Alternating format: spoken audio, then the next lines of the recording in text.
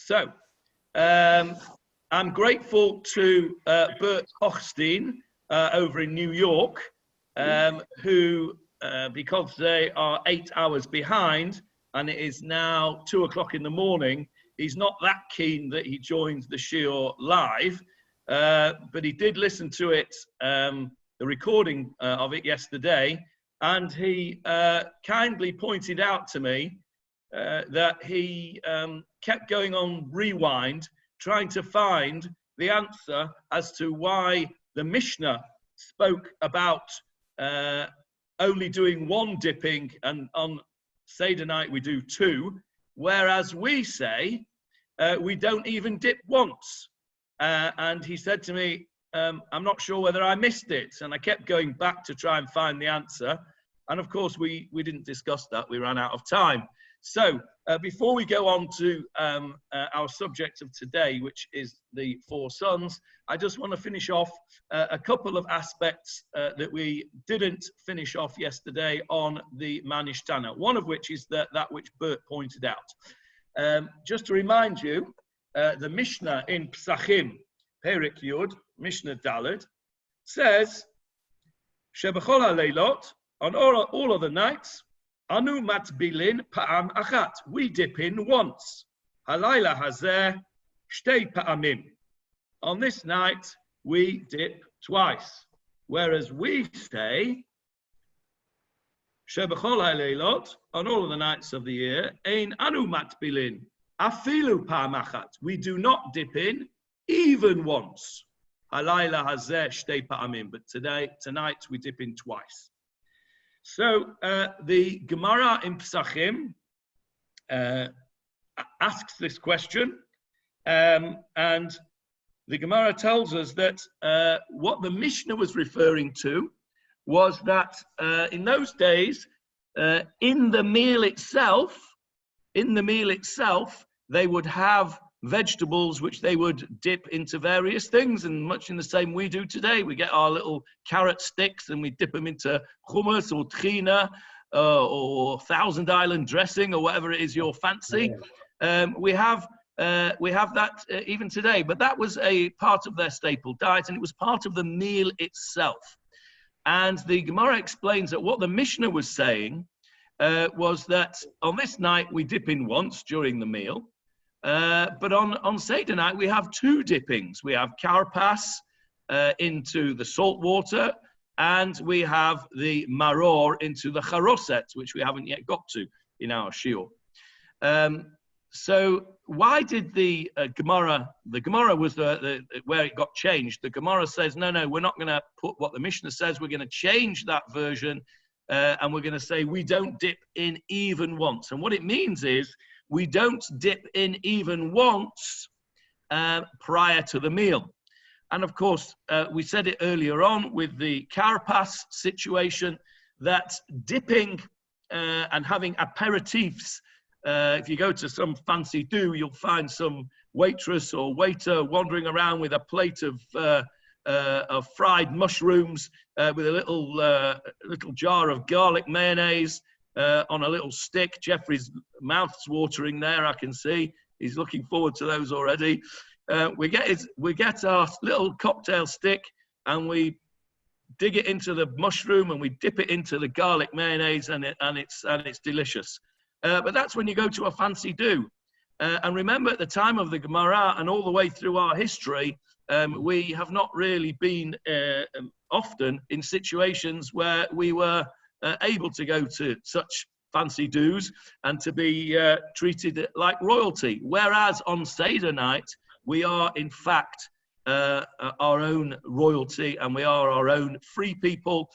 So much so that Seder night is the one night of the year. Some say also Rosh Hashanah, but many opinions say that Seder night is the only night of the year where you should put out all of your finery on the table. Why should you not do that every Shabbat or every Chag? Because of the concept that we have at every Simcha that we have, if I forget you, O Jerusalem, let my right hand lose its cunning. We always have, at every one of our smachot, we have this shadow, this cloud hanging over us of Yerushalayim being destroyed, the Beit HaMikdash not being in existence. That's why we break the glass at a chuppah. That's why we break a plate at an engagement. And according to many opinions, that's why, apart from Seder night, you should never put out on your table everything which denotes all your splendor. But on Seder night, that's the one night of the year where we really should go to town, as it were. And even this year, when we don't have guests, and it may just be one of us or two of us, even so, we should make that effort. The table should be set as if the king were coming to visit, and everything that we have, which is splendid, should be out on the table. Don't we dip salt into every meal? Barbara has asked. Yes, we do. But that is... No, Barbara, not you? Oh, Paul. Okay. Paul has asked the question. Don't we dip bread into salt at every meal? Yes, we do. And that's actually, when I read the Mishnah, that's what I thought was going to be the answer. But it's not the answer that the Gemara gives. We dip bread into salt, that's true, but I don't think that's denoting, we don't do that, I don't think, for pleasure. I don't think that's a pleasurable thing we do. But I agree with you, that was something that crossed my mind too. So that's the reason that the Mishnah is different to the Gemara.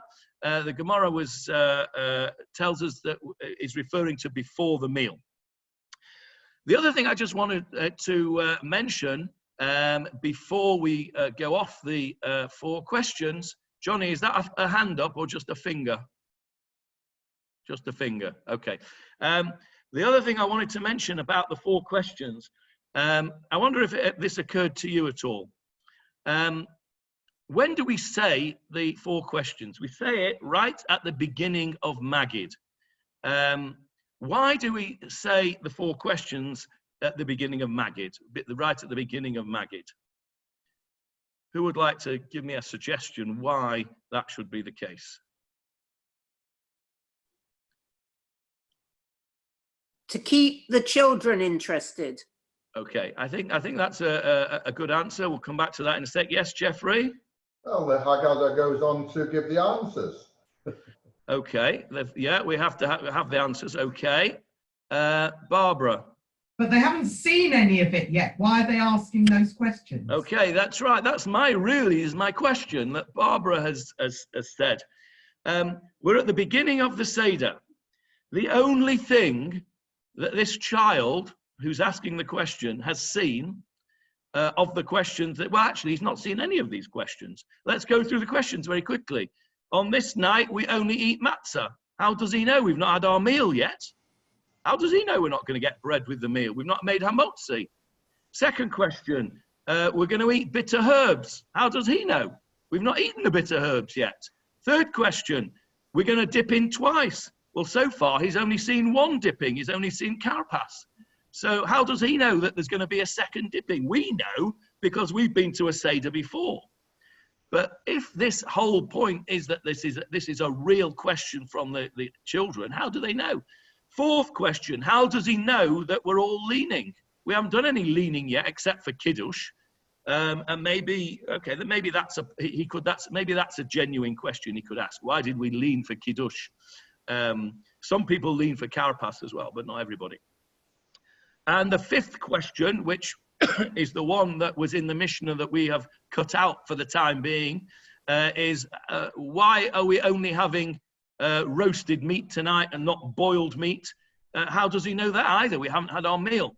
So Barbara's question is really a very strong question.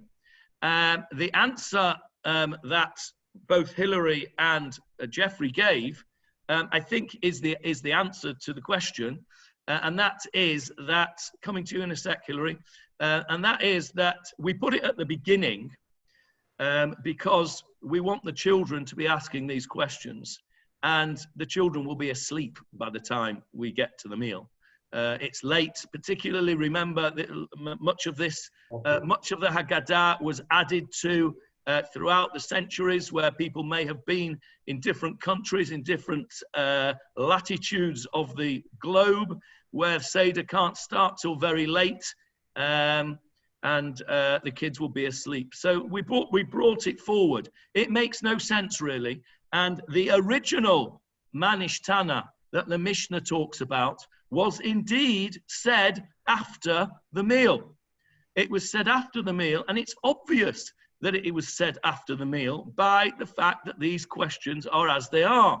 Because as we've just said, he couldn't know until after the meal that we weren't going to have any bread, that we were going to have bitter herbs, that we were only going to have roasted meat, that we were going to lean while we eat, and that we were going to dip in twice. So really, the questions should be after the meal.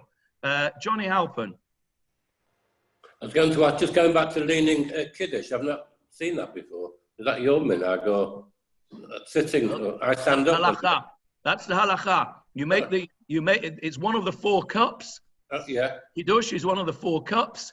It's the first of the 4 cups, and it should be drunk in a leaning position. Not sitting down though. Sitting down and leaning and leaning. Sitting down and leaning. That is the halakha. Yeah. Hillary. Can't hear you, Hillary. Can you unmute? My unmute's not working. There you go. Okay, hello? Yeah. Hello? Okay, in a lot of the families that I know, let's say, they don't go away for Pesach. They make Pesach at home, which means that the children get to see the preparation. They get to learn how to make Pesach themselves. And they are explained, the parents, as they're helping and they're doing, when they're preparing the Seder plate, and they explain to them what they're doing while they're doing it. So before it even starts, they have some idea of what's going on. Okay, So, I would accept that is true, but if that was the case, yeah. then they wouldn't need to ask these questions at all, would they? Because they'd have had it explained to them on Erev Pesach when they were getting it all ready. So Well, I think that's true, but might- I'm not sure it really answers the question. All right, okay. But I think you're right, of course. That's what education is all about. And of course, those people who are particular not to go away for Pesach would cite that very reason as the main reason why they don't go away for Pesach, is because they want to teach the next generation how to make Pesach, as you said. Okay, so Michael, Leaf, did you have a question? No. No. Okay. Sorry. Okay. So, so the question is, why did the rabbis bring forward the Manish Tana to before the meal? And the answer, I think, lies mainly in a practical sense, that many people live in areas where the Seder is very late. If your children were anything like mine, and I tried to get them to have a shlof on Erev Pesach, it was a total disaster. They'd go to bed and pretend to be asleep when I stuck my head round the door, but it rarely ever happened. And often the little ones were flaked out by the time we got to the meal. And of course, that's why we bring the Manish Tana forward.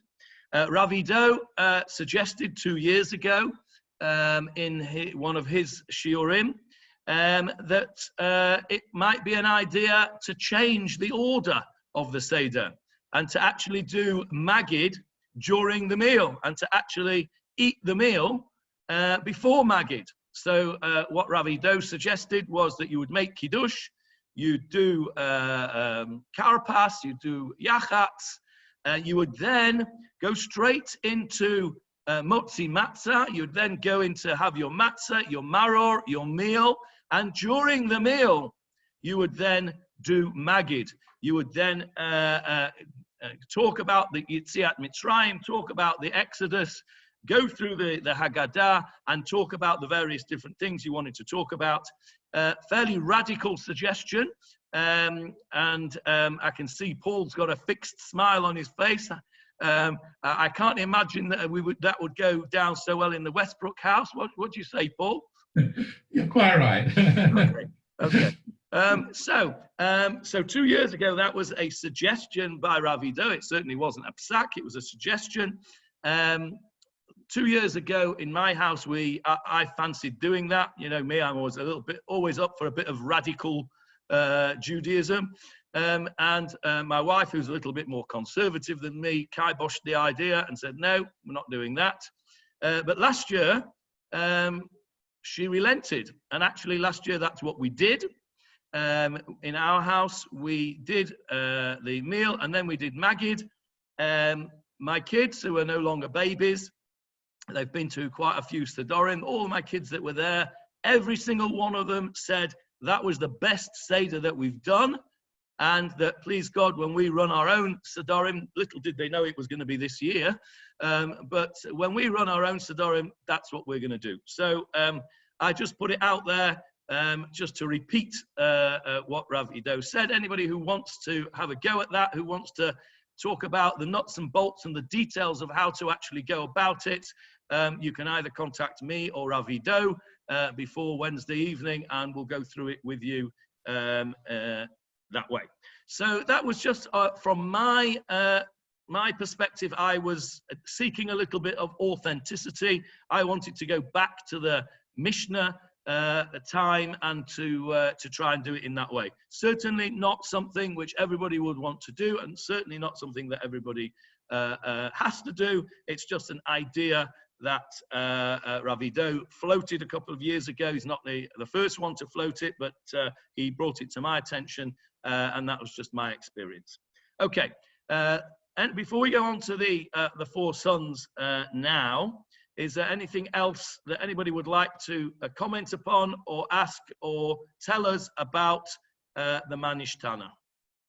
Faye, you've got your hand up.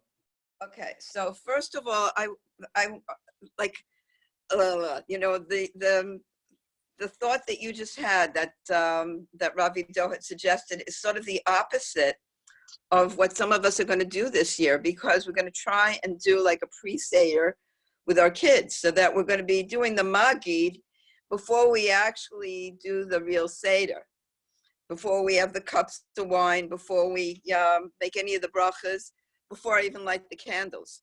I might light them, but not bench them.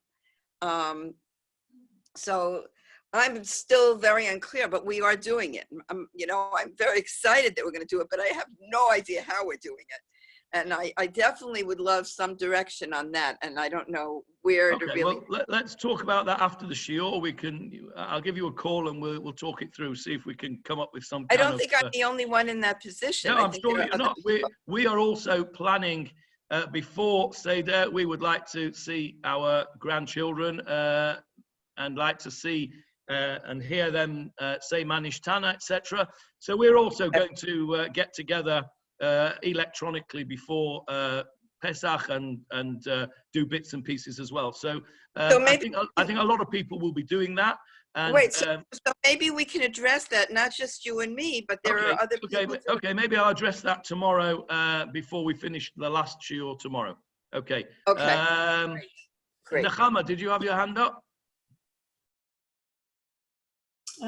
If you decide to do the meal in the beginning and then the Haggadah, like you said, that it was the best Seder that your children liked, you stop after Magid.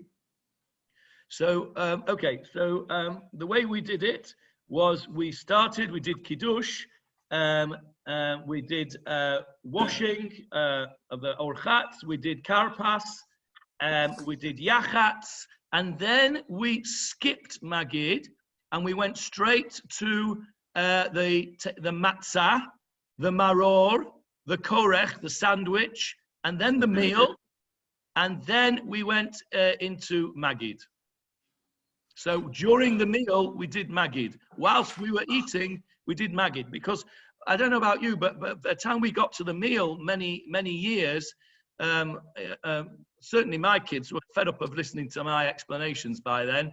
When they were younger, they'd probably exhausted all theirs. So by the time you get to the meal, you're not talking about Yetziat Mitzrayim at all. You're talking about all sorts of extraneous things which are not to do with Yetziat Mitzrayim. Whereas this way, the way we did it, we actually did Magid and we talked about Yetziat Mitzrayim and we did all the different explanations whilst we were eating. That's how we did it. Yes, Johnny? When did you bench? When did you bench? So I can't actually remember. I have to look that up. Thinking the glasses of wine, that's why. Yeah, the wine's not a problem because you say Brei Pri HaGofen afterwards. We have a separate bracha, but I can't remember whether we benched straight after. I think what we did was we caught up. I think that's what we did. During the meal, we caught up Magid. That's right. We caught up. So by the time we'd finished the meal, we'd caught up everything. And we were ready to bench and then do Hallel after that. You had your second glass of wine during the meal then? Yeah.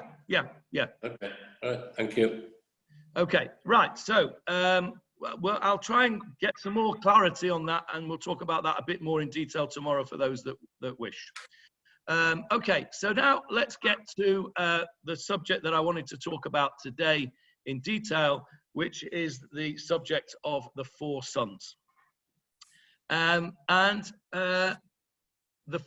Yes, Philip, yes, we know.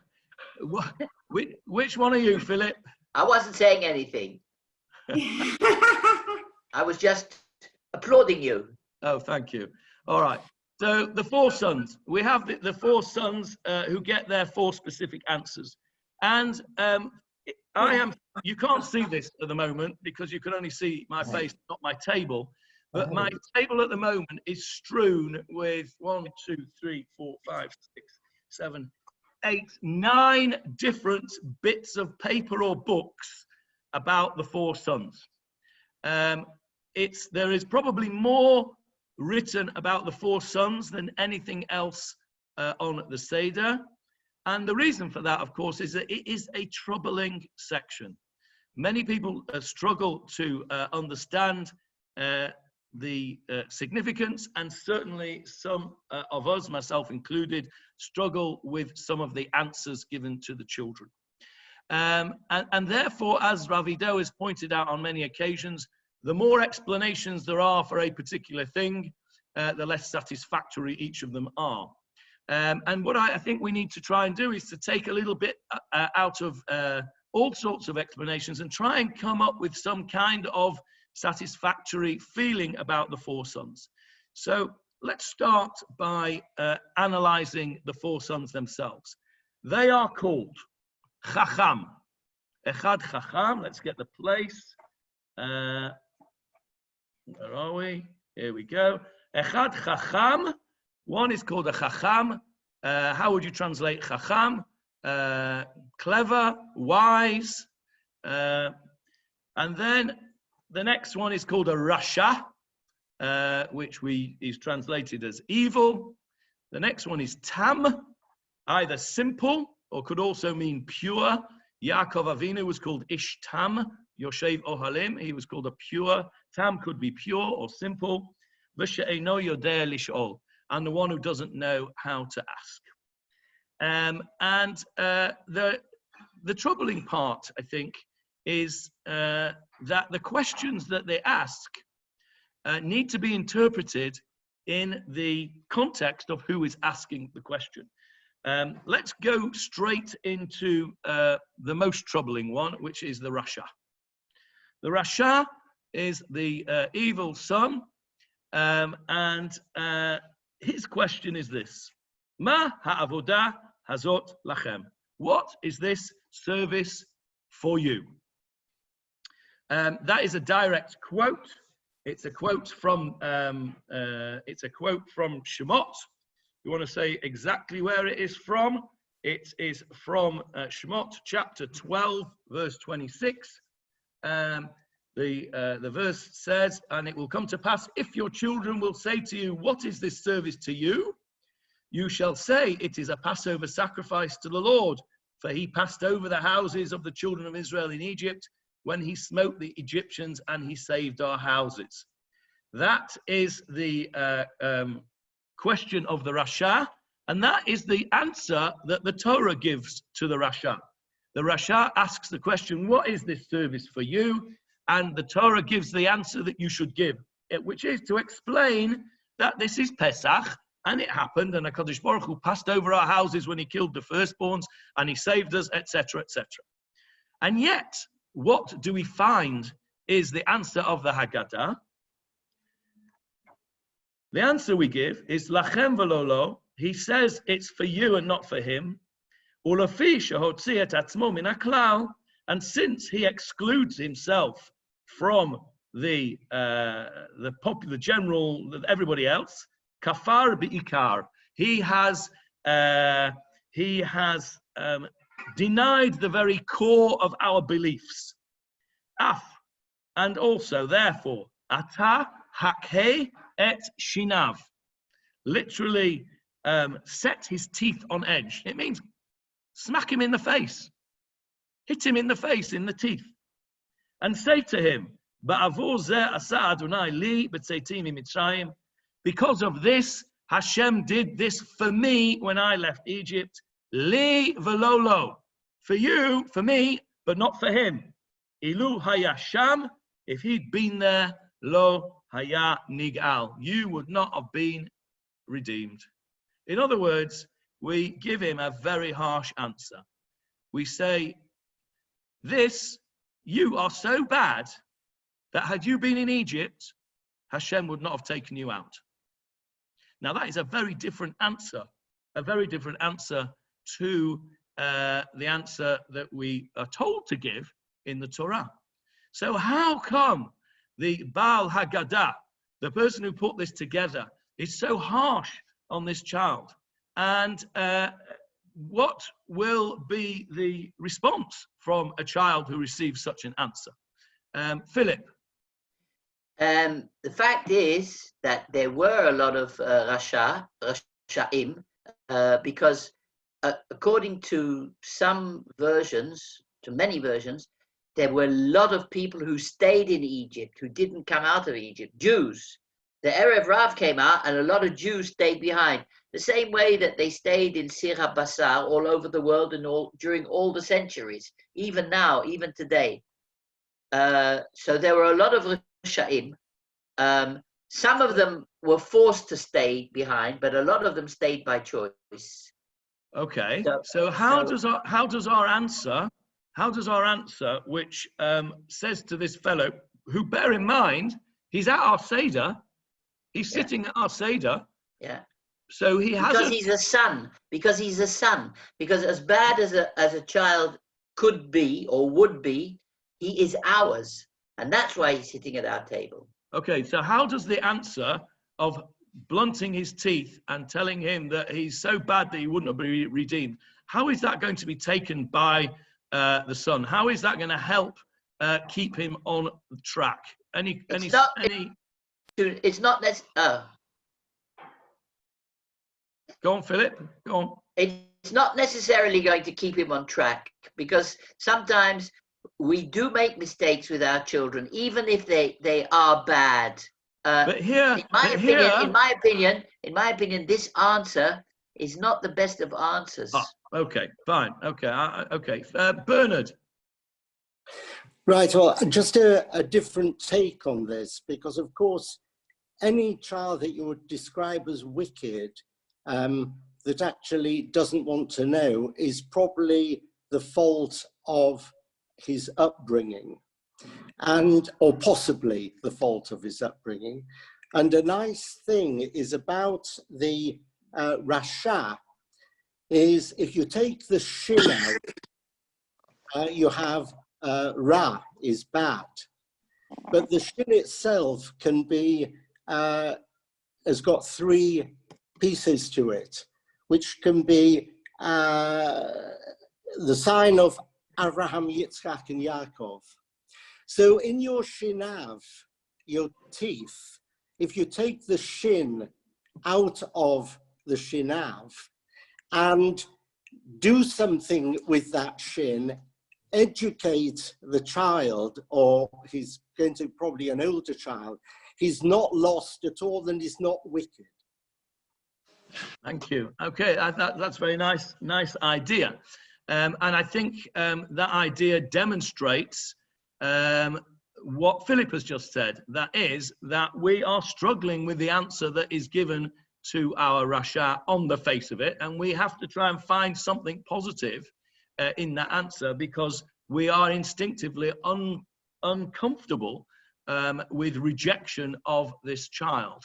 And Bernard's suggestion there is that actually we have to look deeper into this answer and find something positive to say to the child. Okay, thank you for that. Michael Kraus. If he was really a Rasha, he wouldn't be at the Seder table. He wouldn't come to the Seder table. Okay. So I don't really think he's a real Rasha. It's just a statement more than anything else. Okay, so that's interesting. Let me expand on that a little bit. One of the ideas that has been put forward to explain this very strange collection of sons here is that actually the 4 sons are all of us. We all have a little bit of each of these 4 sons within us. One idea is that it is a maturity thing. It is the idea that we start off being she'eino yodea lishol. We start off as babies, being passive. We don't know how to ask. We don't know how to speak yet. And what do our parents do for us when we are very small? They do what this tells us. It tells us for this child, at ptachlo. At, it's in the feminine form, at ptachlo. The mother particularly, the mother opens the child up, the mother teaches the child even before he knows how to ask. We then develop into a child, a simple child. We can ask, but we can only ask simple questions because we're not mature enough to understand the deep nature of things. There are various things that we don't yet have experience of. And so all that we can ask when we're small children is mazot. What is this? And therefore we get our parents and our teachers explain to us on the level that we can understand. And then as we develop and we go out of our childhood, some of us develop into a rebellious teenager. I'm sure that some of you were rebellious teenagers. Some of you may have had children who were rebellious teenagers. And this is another phase that we go through. And many Haggadot translate the Rasha as the rebellious son. And it's the idea is that that's a phase that you go through. And eventually, if you manage to stay within the fold, and if you are given answers which don't drive you away, then you can actually come out of that phase of being a rebellious teenager, and you can get to be the chacham, you can get to be the wise person who has experienced various things in their lives, and have the maturity to understand better, the maturity to actually delve into things at a deeper level. And those at that point, you're then able to go into the answers can be deeper answers, they can be more philosophical answers, they can be more detailed and more satisfactory for the maturer person. So there's an idea that this is a development of an individual person, and what the Haggadah is telling us is a pasuk really that we have in Mishlei, Chanoch Lenar Lapi Darko. Every child, every person has to be educated according to his level. And I think that's an idea that we could think about, that this Rasha is only a temporary Rasha, and he's not an evil person, he's he's going through his rebellious phase. And that's one idea that we had. Somebody had their hand up, Michael Leaf. Yes, going back to your original question, I think the answer that the father gives, when he says, leave lo lo, he's saying, this is what Hashem did for me. This is throwing back in the Rasha's face what he had said with his question when he said, lachem v'lo lo, to you what is this to you? Not to me. He excluded himself, and in the reply, he's excluding the Rasha. But just something else, inspired by Bernard, reminded me of something that we're talking about blunting the teeth, as it says in our Haggadah. Shinav, his teeth, the gematria is 366. Rasha, gematria is 570. If you take the teeth away from Rasha, you're left with 204, which is a gematria of Tzaddik. Yeah, that's nice. Okay, that's a very nice idea. So Av Hatayek Shinav, I like that idea. So, okay, my wife has just reminded me of something which I'm going to tell you in a second. So what Michael is saying is, take this Rasha and take away the part that makes them rebellious, the part that excludes himself. This all fits in very nicely with what Elisheva just said. I'll come back to you in a second, Johnny.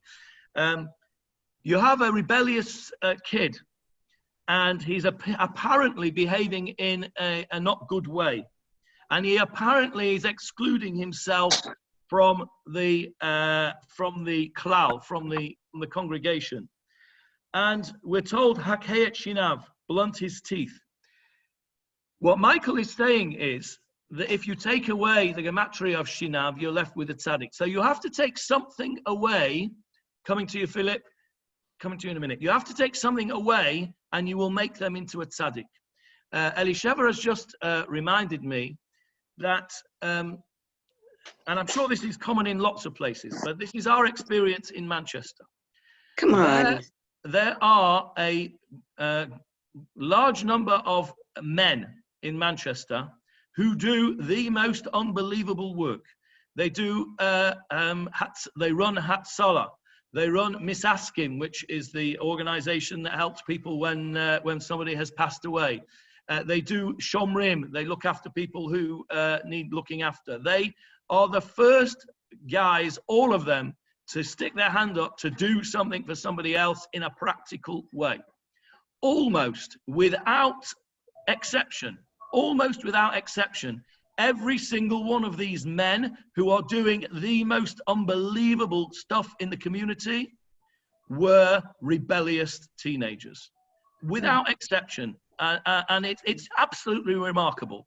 I'm not going to name names, but I could do. I could name you a dozen boys, men, they're not boys anymore, who were not excluding themselves from the community, but were excluded from the community by the people who thought they were doing the right things, kicked out of schools, not allowed to go to various things because they were naughty boys.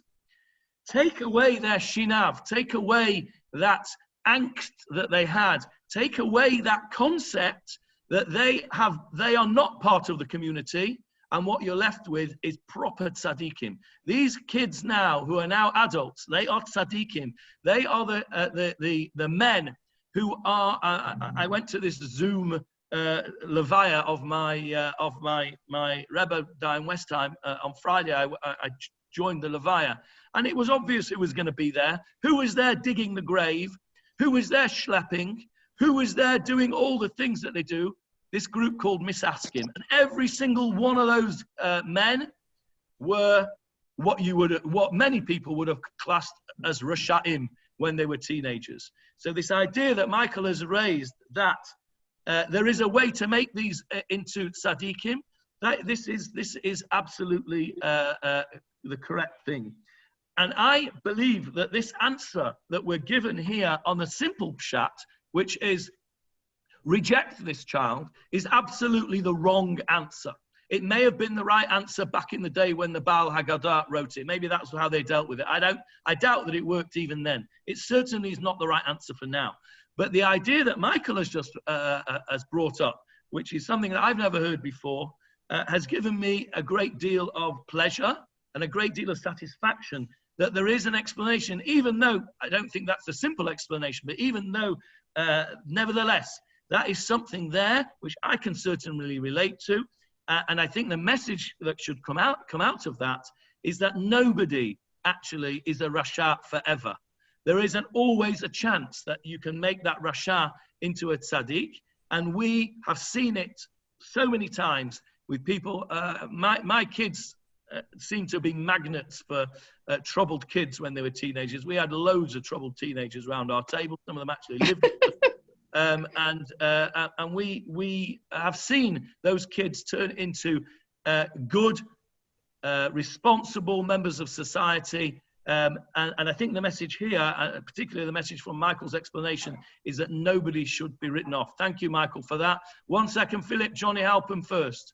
No, what you said before about it's the way that we're being brought up. It would have been nice if it would have started off with the She'ena Yodeh L'Shol and then ended up with the Chacham. Well, it works backwards. It works backwards, Johnny, because the Chacham is what we're aiming for. But in order to, in order, I think what this idea is that in order to get to be a Chacham, you've got to go through the other phases. Yeah, so we should have started off with the mother teaching the kid, and then ended up. Okay. That'll be too easy. That'll be too easy. We have to do a bit of work to get there.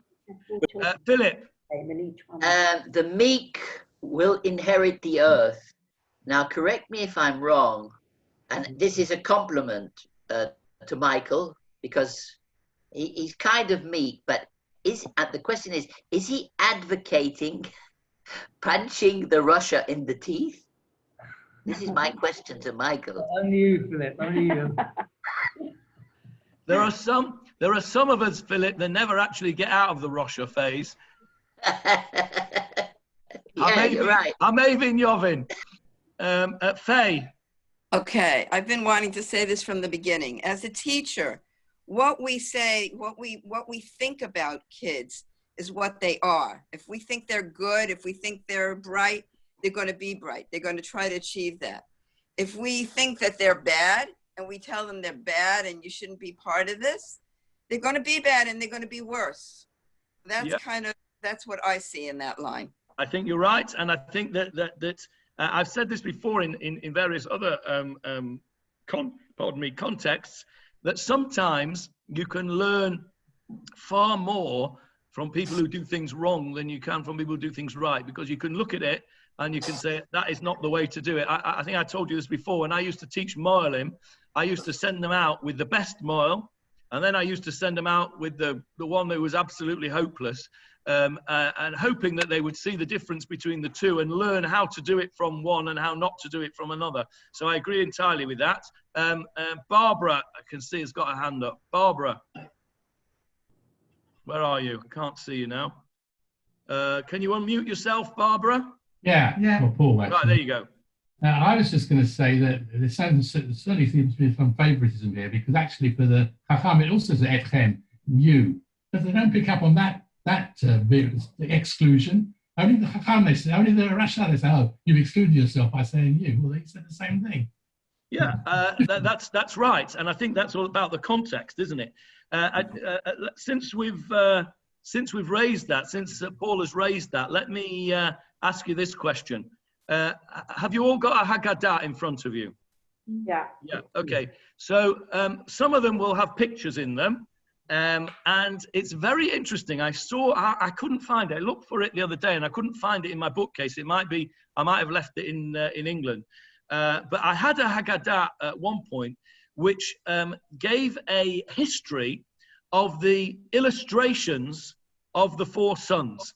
And what was fascinating was to see the illustrations over the generations of the Rasha and how they depicted the Rasha. There was, for example, just the ones that I can remember, the Rasha was by there was a Hasidic Haggadah which portrayed the Rasha in modern clothing. Or the Chacham had Hasidic clothing on, and the Rasha had a modern suit and no beard and no payers. And that was their depiction of the Rasha. The Kibbutz Haggadah depicted the Rasha as a city dweller. The American early 20th century Haggadah depicted the Rasha as a gangster, an Al Capone type character. It's very interesting. It's all it's all very dependent on your context. Today, I think if we had a today's Haggadah, you might see the Rasha let's say a 1980s Haggadah would have the Rasha with pink hair and punk style and piercings everywhere, and it's very interesting to think how we would depict if we had to be in 2020, if we had to be the illustrator, how would we illustrate the Rasha? So the point that Paul was making is it's all to do with context. The Chacham says, what's all this stuff for you? And the Rasha says the same thing, but it depends how you say it, isn't it? The Chacham, and this is what Faye, I think, was saying as well. In class, if you're a teacher, the child can ask a question, and it depends how that question was asked. Just this morning, this is the weirdest thing, because just this morning, I went through my usual routine of looking at my emails, looking at my WhatsApps, and then looking at my Facebook. I have to do that for the first 15 minutes that I awake in order to get out of the way in the day, and then I don't have to look at it for the rest of the day. And one of the things that was on Facebook this morning on my feed, don't ask me why it was there, was a classic comedy clip. They sometimes put these classic comedy clips. And this was, this morning there was a Carry On film, a 2-minute clip from a Carry On film. And the clip was a bunch of girls going camping. It was Carry On camping. And they'd been to Stonehenge. And Barbara Windsor asks the teacher, Kenneth Williams, Mr. So-and-so, Mr. Headmaster, what does fertility rights mean? And she giggles. And clearly she was asking that question in a provocative way. And he gives an answer that says, well, it's all about the cows and fertilizers. It's all to do with fertilizers. And then she says, oh, silly me, I thought it was to do with having babies. And it was about how the question was asked. She asked the question in a very innuendo-like way, in a very suggestive way. And it was obvious to the listener what she was referring to. Had a different person asked the same question, what was fertility rights, then it might have been a serious question and got a serious answer. So you're absolutely right, of course, that it's all to do with context, how you ask these questions. Nechama, you've got your hand up.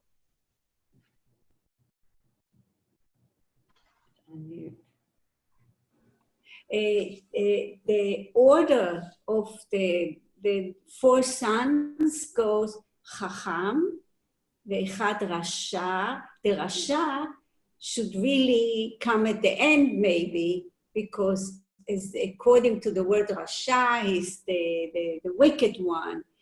And to do Chacham, Tam, Eno Yodea Lish'ol, Ve'Rasha. But no, the Haggadah said Chacham, Ve'echad Rasha. Why is the Rasha put next to the Chacham? Because he is being influenced by the Chacham. And it connects beautiful to what you say, that later in life, the people get the picture of being whole, being, not rebellion like this, accepting the source of their life. And that's why the Rasha is put next to the Chacham. Okay, that's a very nice explanation. Rabbi Sachs says a similar sort of thing. He says that actually all of these 4 sons have something positive and something negative. The Chacham, is he wise or is he a wise guy? Is he smart or is he a smart aleck? Is he a Chacham? Is the Rasha evil or is he just rebellious? The Tam, is he simple or is he a pure? Is he Tam? Is he pure? The She'eno Yodea Lishol, the one who doesn't know how to ask, is he not asking because he doesn't want to upset the apple cart, or is it because he doesn't actually know how to ask? And what Rabbi Sachs says is that they are all sitting round the same table. And this is the beauty of the Jewish people, that we have all sorts, and we can all learn, says Rabbi Sachs, from each other. Maybe if the wise son sits next to the Rasha, maybe he will influence the Rasha not to be so rebellious. And if the Rasha the more worldly, if you like, the more rebellious son sits next to the Chacham, maybe he'll bring him down a peg or two. Maybe he won't be such a wise ass and a smart aleck. And the Tam, the simple one, maybe his purity, maybe his simple way of looking at the life will be influenced by the others as well. And so what Rabbi Sachs is saying is something very similar to what Nechama is saying, is that the four types can all influence one another, and we need all four types. And the other thing that what's interesting that Nechama brings up to do with the order, we would think that we start with the Chacham, and then we go to the Tam, the She'eino Yodea Lishol, and the Rasha. In other words, from best to worst. That's how I think Nechama's question was raised.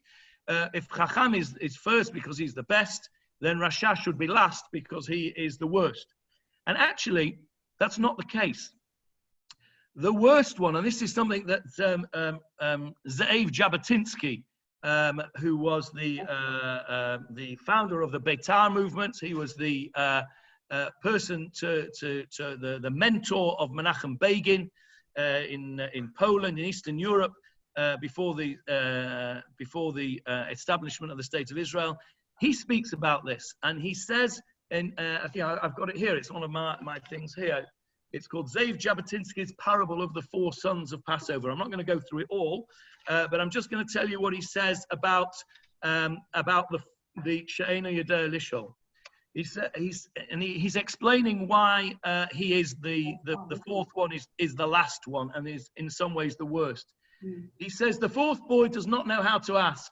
He sits at the table sedately. He does everything properly, and it does not even enter his head to ask what it's all about and why. According to the ritual, you should not wait for his questions, but should tell him of your own accord. I disagree, says Jabotinsky. There is sometimes a higher wisdom in that a man takes something from the past without question, without curiosity as to causes or effects. According to the ritual, you should tell this son, about everything that he does not ask. But I think let the father too be silent and kiss this son on his brow, which is the surest keeper of the sacrament. So in other words, what he said is this She'eino Yodea Lishol, this one who apparently is the worst of all. And why is he the worst of all? Because he's not even interested. He's not even interested enough to ask. He's bored, he's sat there, he's not even engaging in the conversation. And what does Jabotinsky say? He says, just kiss him on the brow. Show him that you love him. And that, he said, is the surest keeper. How does he say? The surest keeper of the sacrament.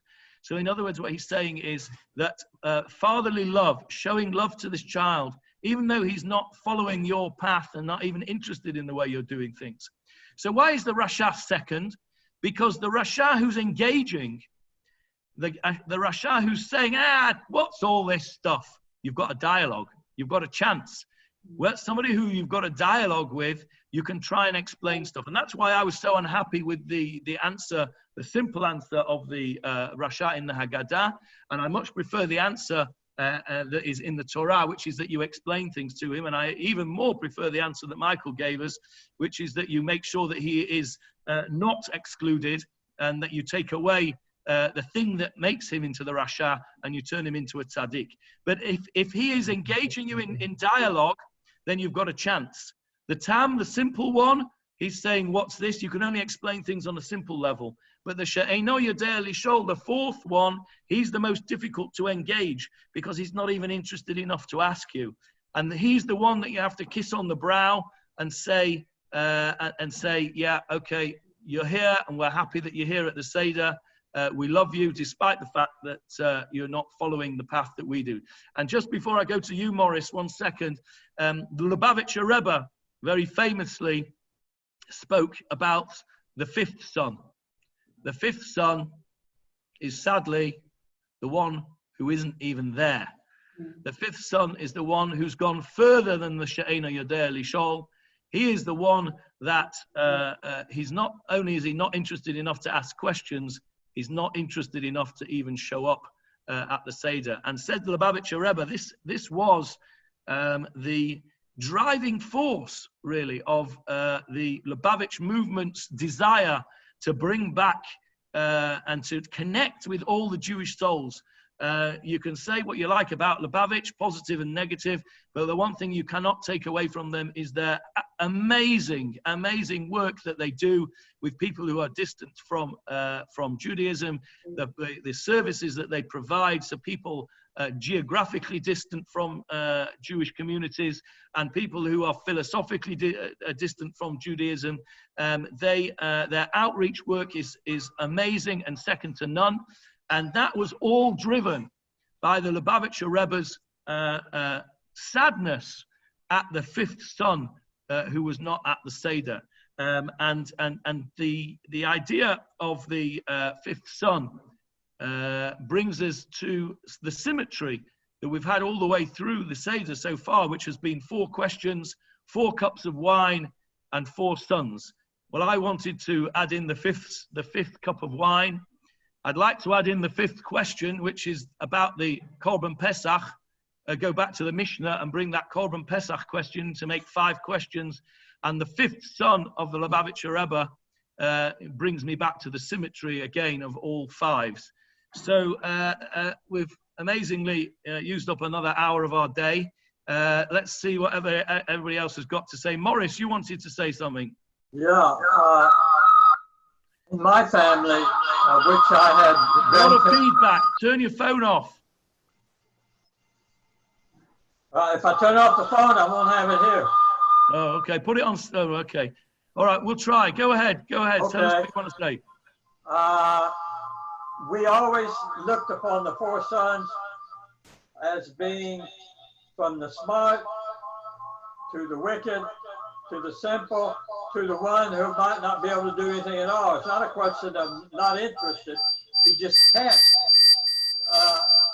There are a lot of people, especially in families where cousins married cousins, a lot of retardation, a lot of problems with, and lots of families, kids having problems. And this 4th one, we always interpreted it as a child that physically was not able to participate. Okay, so if we look at that on that level, then the answer that we give to him is the correct and beautiful answer.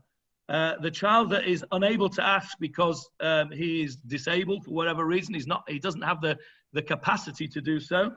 At Ptachlo, his mother, the one who gave birth to him, the one who will love him more than anything else, she is the one that has the responsibility to look after that child, to educate that child to the best of her ability and to his ability. And he gathered to Lavincha, and you shall tell your son, you shall tell your children to whatever level they have the capacity to understand. Yes, Bernard? Just one point about the 4 sons and how it's all embracing of Jews generally, that there's every different type of Jew, but they're placed into these 4 compartments, even 5, because I think your 5th one is probably part of your Rasha anyway. So we'll keep it as 4, and it's mirrored very much with the Arba Minim. Okay, go ahead, go on, go further. Well, the Arba Minim also represents all the different type of Jews, and they're all brought together as one. Okay, so thank you for that. So just to expand on that for those that are not quite sure what Bernard's referring to, I'll come to you in a sec, Helen, one sec. The Arba Minim, the 4 species that we take on Sukkot, the Lulav, Etrog, Hadass, and Aravot. Many of the rabbis liken these to 4 different types of Jews. The Etrog has smell and taste. That's the Jew that does good deeds and has learning. The Lulav represents the Jew that has good deeds but doesn't have any learning. The Hadass represents the one that has learning but no good deeds, and the Arava represents the one that has no good deeds and no learning.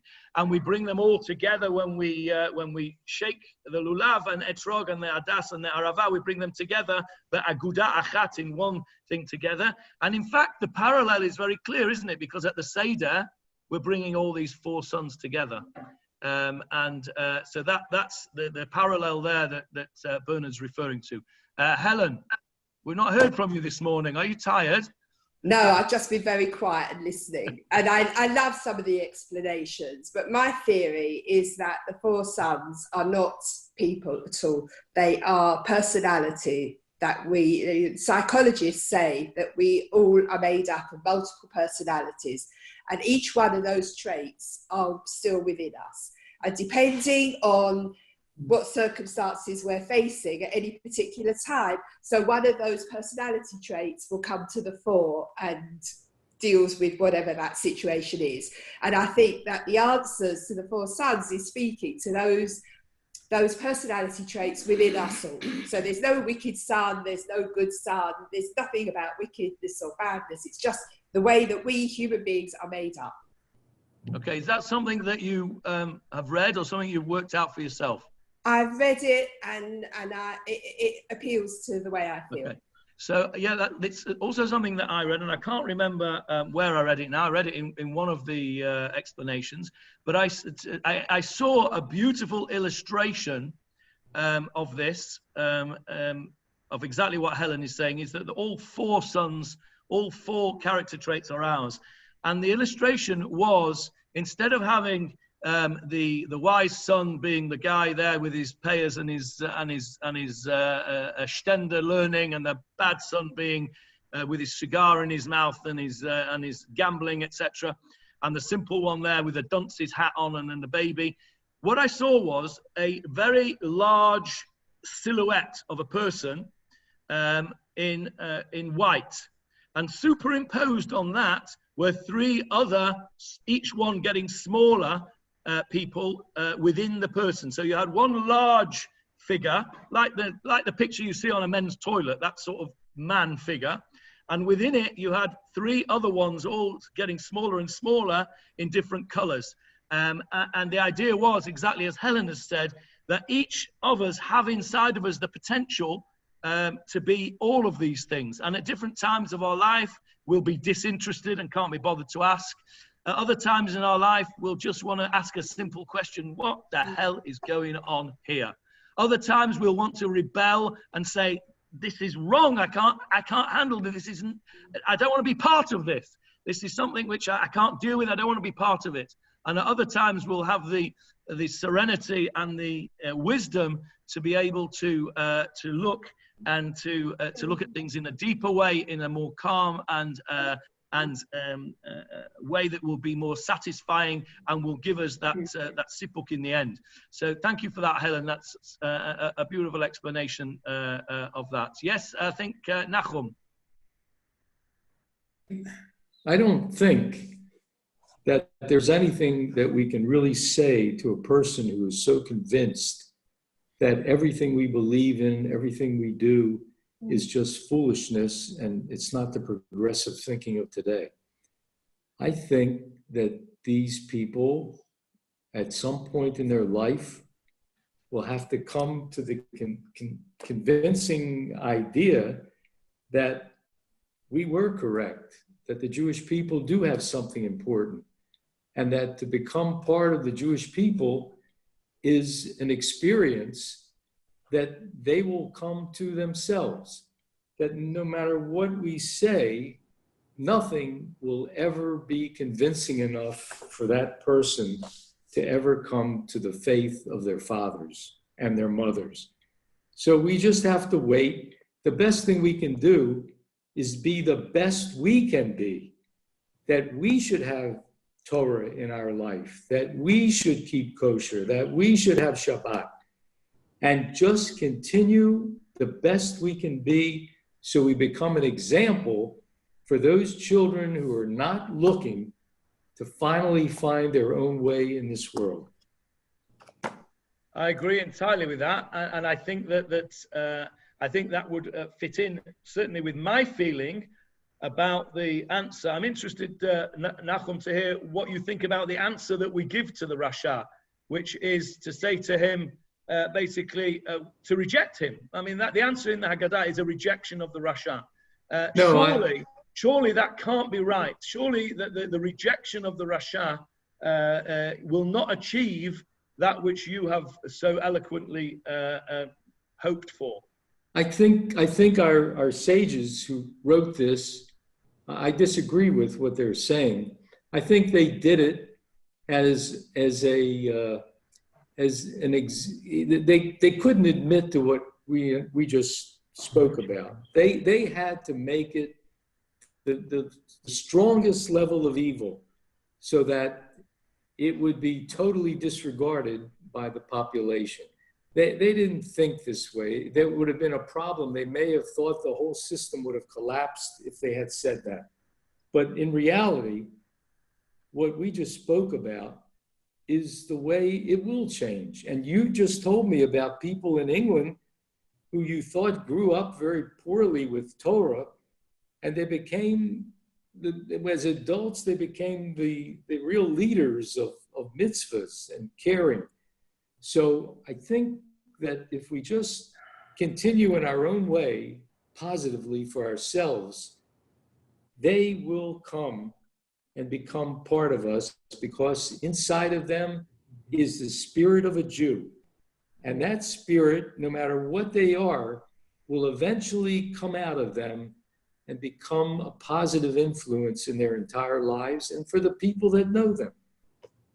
Okay, thank you. That fits in, of course, with what Helen just said before. That's deep inside this Rasha is the Chacham, and that's what we're aiming for. Just before I come to you, Hilary, 1 second. I just occurred to me as Nachum was speaking that I've perhaps understood for the first time what this answer to the Rasha is, and it's something, sadly, that we see today in certain sections of society, of Jewish society, and that is that there is a fear of contagion.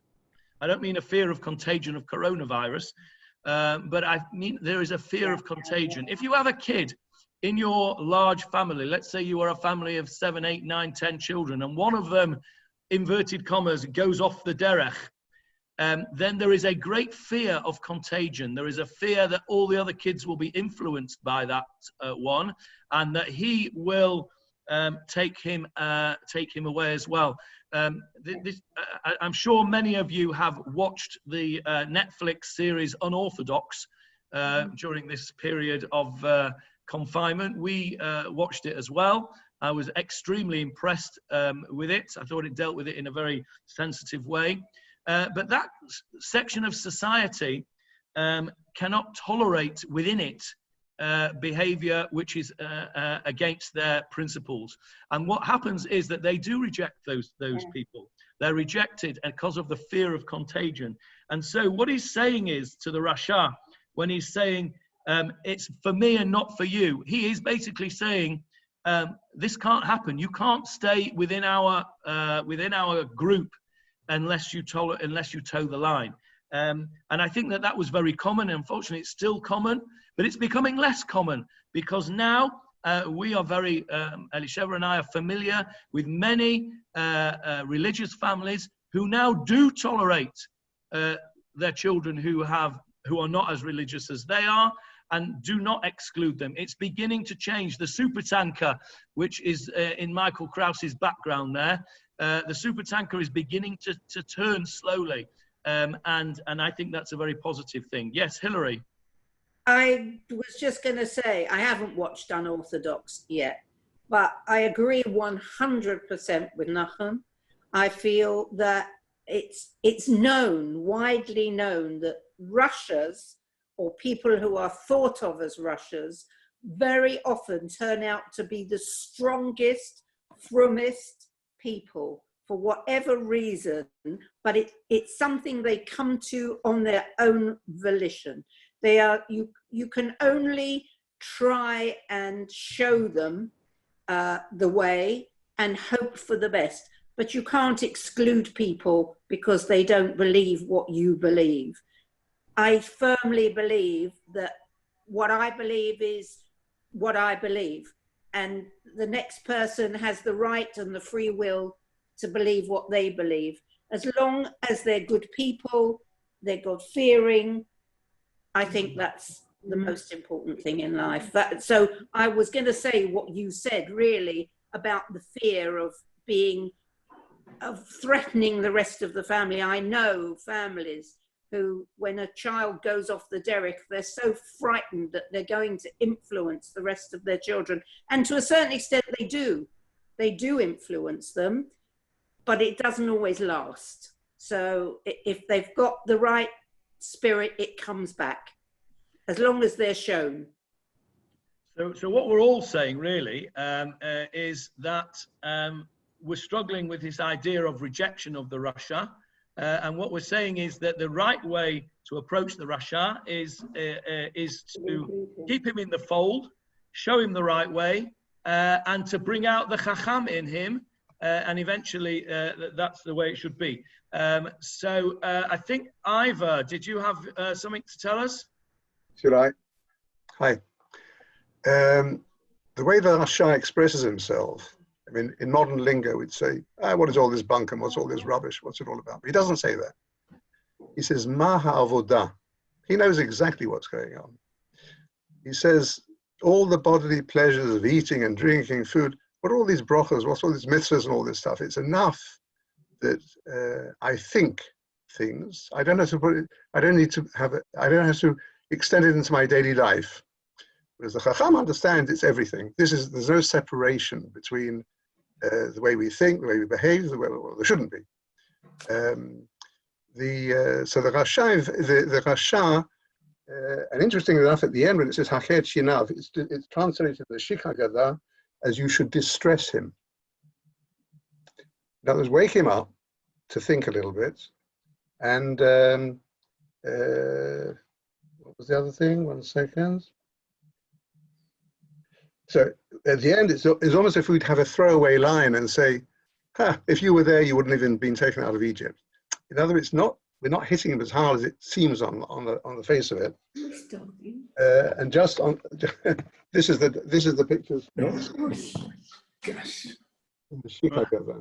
Right. Okay, that's interesting. So where's our Rasha? Show us the Rasha in detail. There he is. There he is on the left-hand side. Yeah, there he is with his cigar in his mouth and his feather in his cap. The country squire. Yeah. Okay, that's really interesting. Thanks for showing us that. Anybody else? Nachum?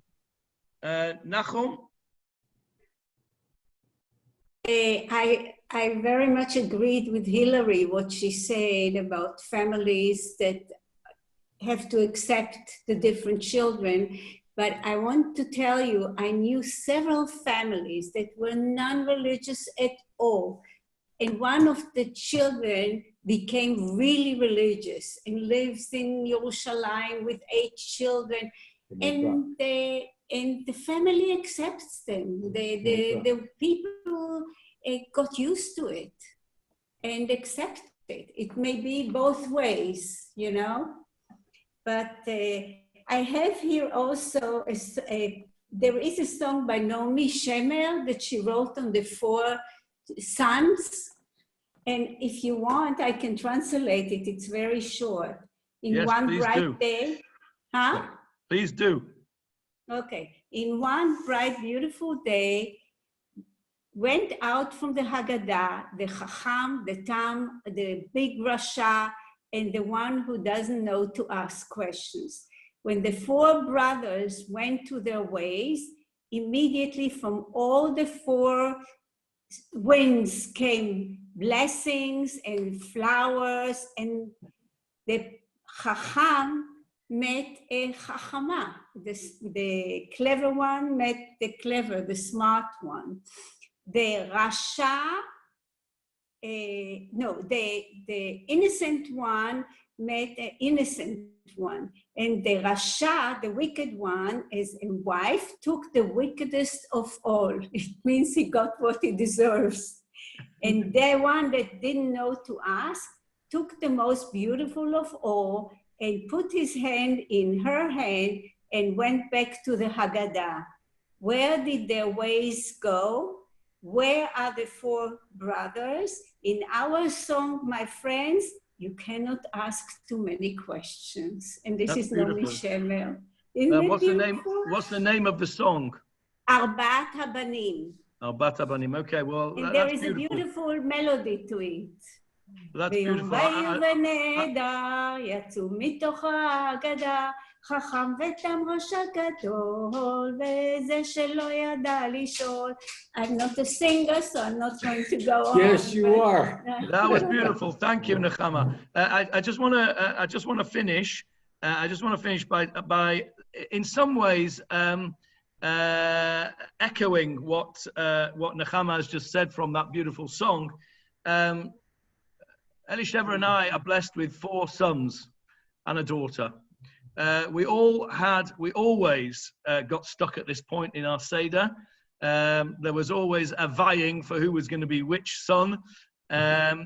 Those of you that know my sons will know that actually some of the titles and would fit very, very comfortably on some of them.